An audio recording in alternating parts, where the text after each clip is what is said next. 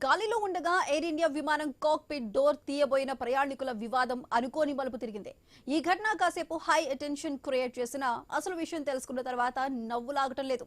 బెంగళూరు నుంచి వారణాసి వెళ్తున్న 91086 విమానంలో 9 మంది మిత్రులు బృందంగా కాశీకి బయలుదేరారు. అక్కడ దైవ దర్శనం చేసుకోవాలని అనుకున్నారు. ఇందుకు విమానంలో వెళ్దామని నిర్ణయించి అంతా టికెట్లు బుక్ చేసుకుని బెంగళూరులో ఫ్లైట్ ఎక్కారు.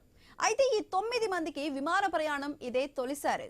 విమానం గాలిలో ఉండగా 9 మందిలో ఒకరు వాష్రూమ్ కు వెళ్లాలని సీట్లో నుంచి లేచాడు.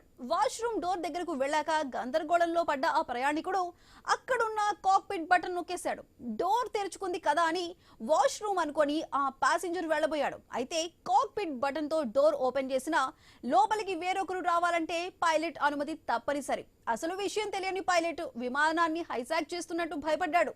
లోపలికి వచ్చేందుకు అనుమతి ఇవ్వలేదు. డోర్ తీయడం లేదని సదరు ప్యాసింజర్ కేకలు వేయడంతో అతని మిత్రులు కూడా కాక్పిట్ డోర్ దగ్గరకు వచ్చి గొడవ పడటంతో పెద్ద సీన్ క్రియేట్ అయింది.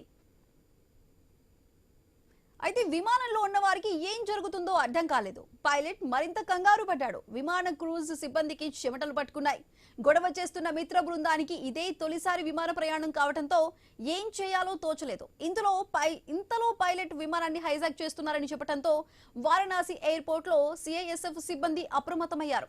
విమానం ల్యాండ్ కాగానే సిఐఎస్ఎఫ్ బృందాలు విమానంలోకి దూసుకెళ్లి 9 మంది ప్రయాణికులను కస్టడీలోకి తీసుకుని ప్రశ్నించింది. వారి ఫోన్లు స్వాధీనం చేసుకుని అణువణువు తనిఖీ చేశారు. బెంగళూరు పోలీసులకు సమాచారం ఇచ్చి ప్రయాణికుల స్వస్థలాల దగ్గర వారేంటి, ఏం చేస్తారు అని ఆరా తీశారు.